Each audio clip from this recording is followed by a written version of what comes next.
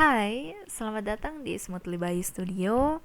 Terima kasih banyak kepada teman-teman yang sudah mendengarkan sharing session yang pertama. Semoga bermanfaat, setidaknya memberikan insight tentang preferensi karir ataupun mengetahui bagaimana sih penerapan psikologi di dunia kerja, khususnya NGO. Hari ini selamat datang di sharing session yang kedua dan kita kedatangan tamu istimewa, seorang data analis. Beliau akan menceritakan tentang pengalaman dan alasan-alasannya kenapa sih memilih untuk kembali mengenyam bangku pendidikan formal, yaitu Magister Psikologi. Langsung aja kita kenalan dengan orangnya.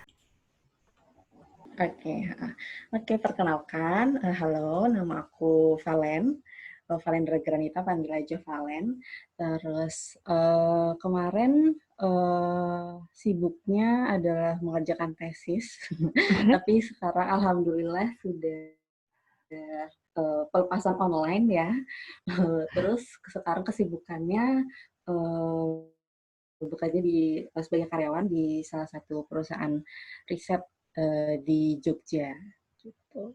Oke, wow. Dan Mm-mm. apa namanya?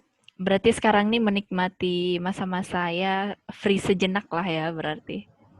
Adaptasi. Jadi kan kemarin kan udah free-nya tuh udah dari bulan. Jadi sidang itu kan Januari. Terus habis itu free-nya berarti kan Januari, Februari, Maret. Nah, April ini aku udah mulai kerja dari tanggal 16 kemarin. Jadi kayak Oh, sekarang tuh masa-masa adaptasi bekerja lah ya gitu. Jadi kayak oke, materinya aku harus banyak pelajarin gitu-gitu kan. Gitu saya lagi adaptasi. wow, oke Mm-mm. oke. Nah, kalau boleh tahu nih Mbak, berarti waktu Mm-mm. S2 kemarin itu ngambil jurusan apa? Oke, kemarin S2-nya psikologi UGM, ambil peminatannya psikometri. Heeh. Terus S1-nya berarti jurusannya apa? Nah, kalau S1-nya ambilnya statistika waktu itu. Oh, oke. Nah, ini nih kenapa akhirnya aku mengundang Mbak Valen buat Mm-mm. ngisi di Smoothly By karena Mm-mm. sebenarnya kemarin waktu pas S2 biasanya kan teman-teman yang lain tuh nanya lah teman-temanku tuh backgroundnya apa aja. Terus kalau Mm-mm. misalkan aku cerita ke masyarakat umum, orang-orang yang Mm-mm. backgroundnya non psikologi, mereka tuh Mm-mm. tidak sedikit di antara mereka ternyata cukup kaget gitu mendengar kalau ternyata ada beberapa orang yang S1-nya kayak Mbak Valen statistik, terus Ya. habis itu lanjut Mm-mm. S2-nya psikologi. Orang-orang kan kadang menganggap Ya. bahwa masuk psikologi itu adalah bentuk tanda kutip pelarian dari angka-angka, hal-hal Iya. yang bersifat matematis, Mm-mm. tapi ini Mm-mm. ternyata berbeda banget sama Mbak Valen. Nah, Mm-mm. Mm-mm. alasannya ngambil psikologi di S2 itu apa sih sebenarnya? Ya, jadi sebenarnya ini banyak banget ya, kayak misalnya orang-orang yang tahu aku S1-nya statistika, terus aku ngambil S2-nya, ditanyain S2-nya apa gitu, psikologi. Lah kok beda gitu lah, kok nyasar gitu kan. Itu banyak banget yang nanya, yang heran, terheran-heran gitu deh. Terus ya udah aku kadang cuma jawab iya sambil apa berapa jalan, hahaha gitu gitu doang. Nah, cuman sebenarnya Heeh. sebenarnya ini sih apa namanya kayak itu tuh apa ya sebuah perjalanan gitu loh. Jadi kalau menurut aku ini tuh perjalanan panjang ya, karena emang dari awal itu sebenarnya aku cerita mungkin flashback dulu banget ya, untuk Iya. menjawab pertanyaan kenapa aku bisa tanda kutip nyasar Mm-mm. dari statistika ke psikologi. Tapi sebenarnya bukan nyasar sih, mungkin mampir dulu ke statistika, habis itu ke psikologi. Ah, Nah, ceritanya adalah, jadi awalnya itu dulu aku pengennya emang S1-nya itu ngambil psikologi. Cuman emang dari orang tua tuh tidak apa ya kurang yakin gitu mm-mm. sama aku gitu kayak kamu yakin ngambil psikologi nanti apa jangan-jangan kamu yang ikut gila gitu. Jadi kan kayak kalau dulu kan masih masih apa ya stigmanya kan masih kayak gitu kan psikologi itu berhubungan sama orang-orang yang kejiwaannya terganggu kayak gitu kan. Ya. Padahal ya lebih luas dari itu gitu kan. Nah cuman Tapi waktu itu aku sempat apa namanya sempat nyobain gitu untuk daftar di salah satu universitas di waktu itu di UNS. Soalnya psikologi UNS itu kan IPA, dulu tuh SMA-nya IPA. Jadi kalau misalnya banyak kan psikologi kan IPS, UGM aja IPS kan itu. Terus Iya, iya. habis itu ya udah aku daftar UNS, terus nggak keterima tuh, itu waktu itu jalur rapot nggak keterima. Habis itu ya udah gitu, terus oke. Nah, kayaknya emang jalannya nggak ke psikologi deh, orang tua aja nggak ngizinin gitu kan. Nah, terus habis itu ya udah, kira-kira apa ya gitu. Nah, tapi emang pas SMA kan emang suka hitung-hitungan, lebih suka hitung-hitungan daripada hafalan gitu.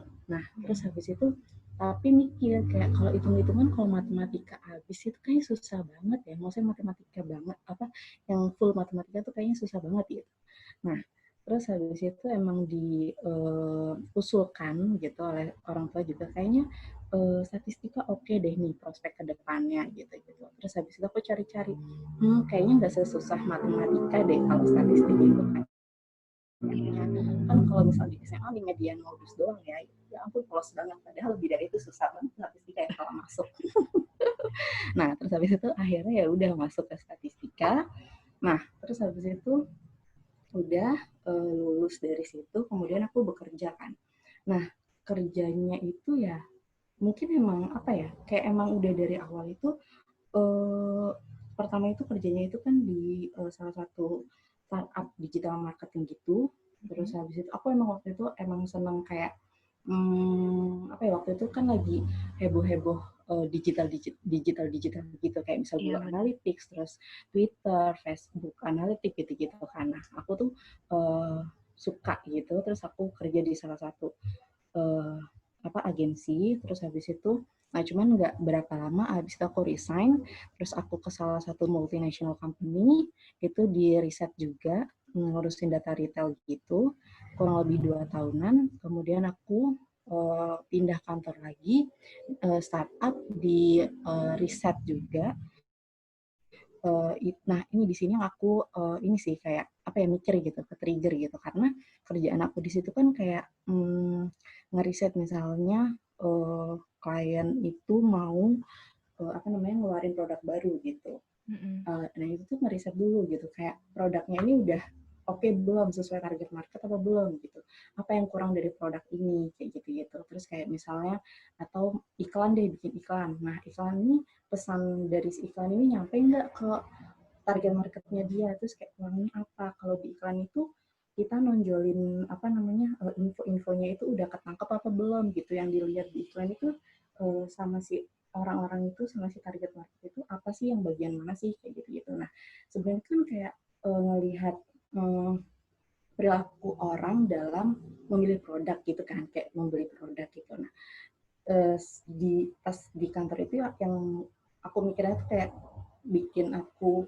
wah kayaknya aku butuh untuk belajar tentang perilaku manusia gitu. Kayak misalnya kalau misalnya iklan itu kan berarti kan kayak misal warna-warna apa nih yang apa ditangkap, cepat ditangkap sama Iya. manusia, yang kayak gitu gitu kan. Nah itu sih kayak kurang lebih karena di kantor aku yang terakhir itu yang bikin aku terdorong buat oke, kayaknya aku nggak hanya kalau misalnya itu kan kayak langsung prakteknya emang bisa belajar gitu, cuman aku pengen belajar teorinya nih, gimana sih perilaku manusia itu gitu.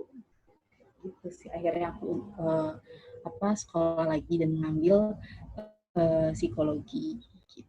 Oke, oke. Berarti kalau misalkan aku coba tarik inti dari alasan Mbak Valen akhirnya memutuskan ngambil psikologi dari statistik, berarti setelah melihat ternyata di lapangan kebutuhan dari lapangan pekerjaan itu salah satunya adalah gimana caranya kita bisa melihat perilaku dari masyarakat khususnya dalam bidang marketing, di bidang marketing supaya eh, apa yang diharapkan oleh klien itu bisa langsung tepat sasaran seperti itu.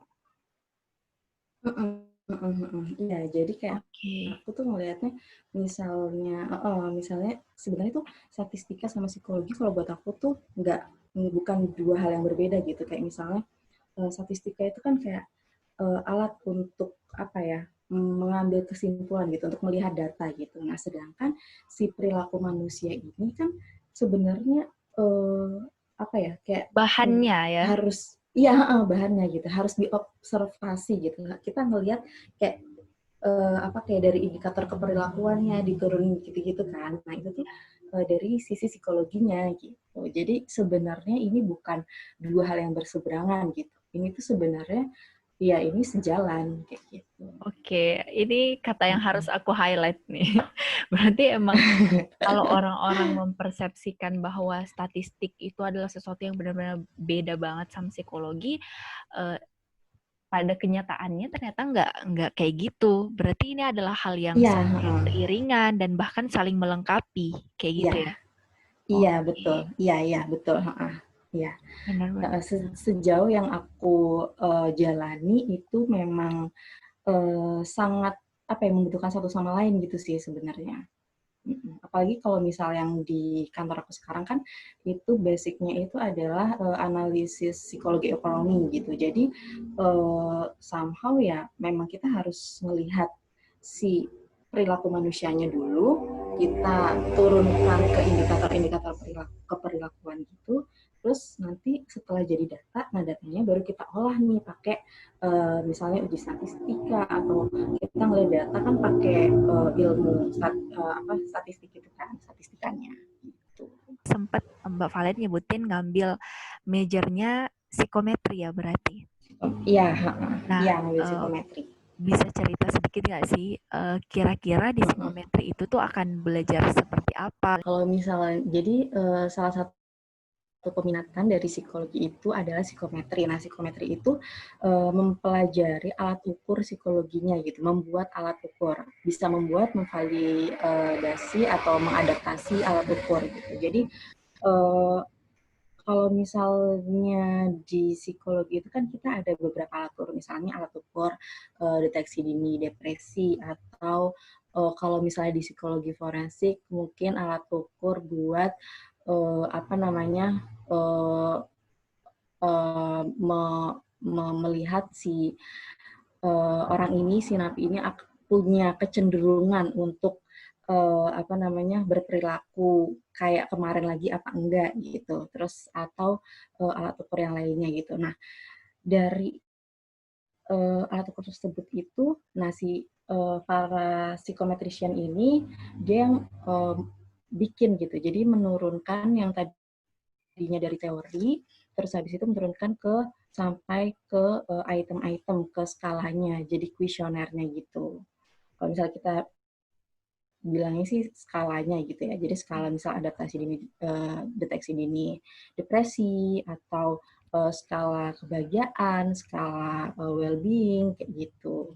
Terus habis itu juga kita cek apakah si alat ukur yang kita buat atau kita adaptasi ini valid enggak, reliable apa enggak kayak gitu.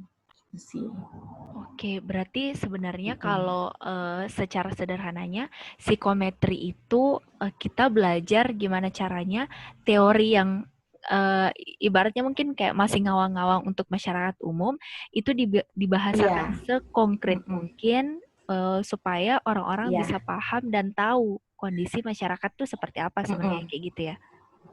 Iya, jadi yang dari konsep abstrak dijadiin ke uh, sesuatu yang real gitu, sesuatu yang memang terlihat gitu. Kan kalau misalnya sehat mental, kebahagiaan itu kan kita nggak bisa ngelihat ya, emang itu apa sih kebahagiaan itu apa gitu. Nah dari misalnya kebahagiaan itu terus kita turun-turunkan gitu, sehat mental deh gitu. Nah kalau misalnya sehat Ah, mental kan mungkin tidak merasa apa ya cemas dalam mungkin lingkupnya 2 minggu terakhir ini kayak iya gitu-gitu ya. kan. Jadi kayak menurunkan ya dari konsep abstrak ke hal-hal yang konkret gitu, yang terlihat sama kita, yang benar-benar dirasakan sama kita gitu. Oke, oke. Nah, terus biasanya kan orang-orang akan mempertanyakan tuh, berarti ilmu waktu S1-nya tuh kepake nggak sih waktu belajar di S2? Kalau dari pengalaman Mbak Hmm. Valen sendiri gimana? Kalau dari pengalaman aku sih sangat kepake ya, karena gimana pun psikologi kan juga apalagi kalau misalnya ambil magisternya science kan itu kan lebih ke riset gitu kan. Nah, jadi bagaimana kita itu mengambil kesimpulan dalam riset itu kan harus punya skill statistikanya kan. Nah, kalau buat aku sih itu sangat kepake gitu karena ya aku ngerasa apa ya berdaya gitu karena uh, kayak apa ya misalnya kan kita kan juga diberi mata kuliah kayak statistika, multivariat yang seperti itu kan. Nah itu tuh sebenarnya ya ilmu S1-nya ya juga kepake gitu, sangat kepake malah untuk apa namanya menjabarkan untuk mengambil kesimpulan dari pertanyaan-pertanyaan penelitian yang kita ingin tahu gitu kan, gitu sih. Tentang perjalanan selama beberapa tahun ini mengembara dari satu perusahaan riset kemudian ke Uh-uh. perusahaan yang lain itu gimana Mbak? Mm-mm.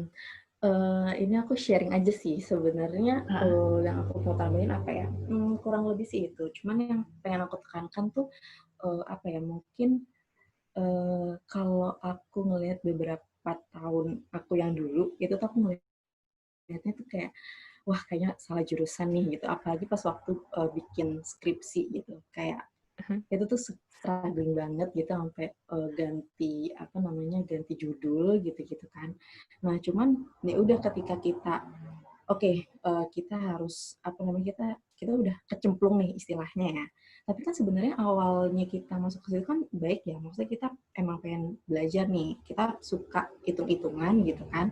Terus tapi setelah masuk kok ternyata tidak sesuai ekspektasi, ya udah jalanin dulu aja, do your best gitu kan. Nah nanti tuh kayak ngalir aja gitu, apa yang uh, jalan yang kamu inginkan ketika kamu ngambil memang yang kamu pengen gitu tuh akan kebuka sedikit demi sedikit gitu. Kayak aku tuh ngerasa kalau sekarang tuh aku komplit gitu. Kayak aku punya ilmu yang statistikanya, tapi aku juga yang aku pengen tahu dari manusia, bagaimana orang berperilaku gitu. Aku juga punya ilmunya gitu. Jadi I feel complete aja sih. Gitu. Iya sih Jadi Mbak. kayak wah wah kayaknya dulu aku salah mikir salah jurusan tapi enggak aku sekarang tuh udah semangat aku udah kayak apa ya apa yang aku pengen ya udah kesampaian gitu istilahnya. Tapi ih, tapi bener banget sih Mbak yang kamu bilang tadi. Malahan tuh aku sama beberapa teman sempat ngobrolin Mm-mm. juga. Waktu itu tuh Mm-mm. ada yang bilang juga sih, wow Mbak Valen tuh enak banget karena maksudnya dia udah punya bekal statistik, sedangkan di riset tuh pasti Uh-uh. kita kan butuh banget ya Iya, heeh, heeh, dengan heeh, itu, ya heeh, gimana kita iya, yang benar-benar buta sama statistik terus harus berhadapan dengan software inilah itulah yang aduh ini nggak mhm, paham banget. mhm, Jadi banyak mhm, banget sih mhm. yang bilang how lucky she is. Iya, Bukan iya, iya, lucky berarti kayak benar-benar beruntung nggak ada upaya apa-apa, cuman iya, emang iya, iya, iya, emang iya, wow jarang tahu yang bisa punya kompetensi seperti kamu iya, Mbak Ismi kayak gitu.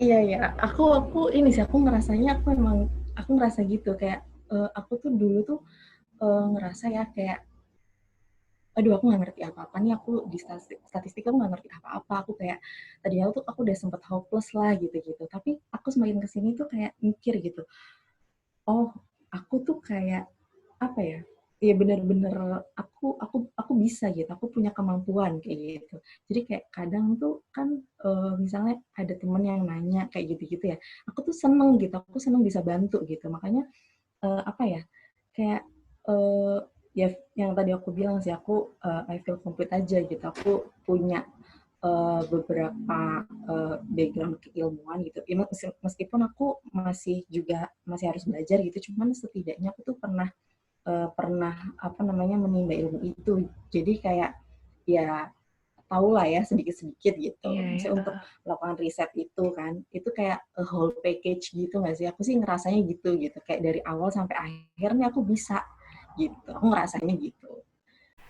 Oke, sebelum kita akhiri, kira-kira ada hal lain lagi yang ingin disampaikan?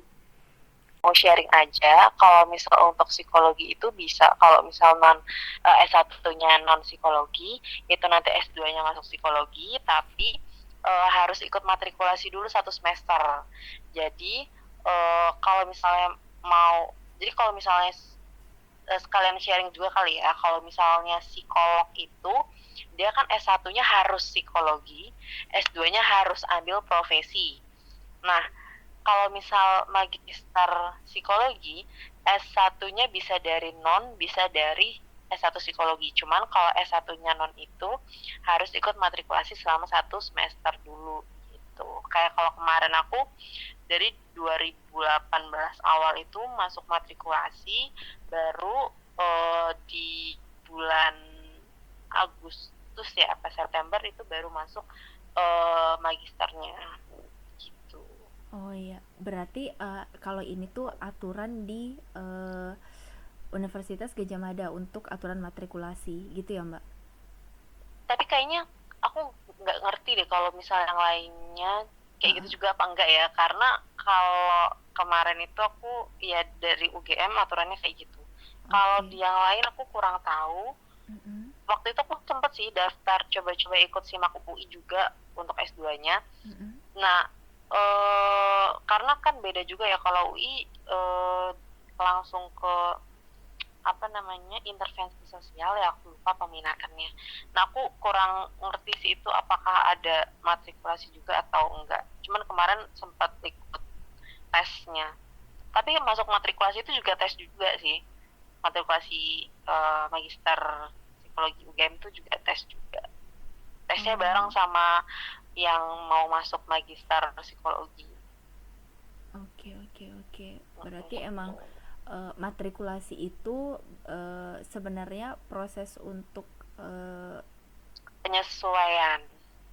Apa ya? Penyesuaian ya kita bisa. Untuk apa ya? Untuk mendalami psikologinya. Jadi di matrikulasi itu kita dapat 10 mata kuliah.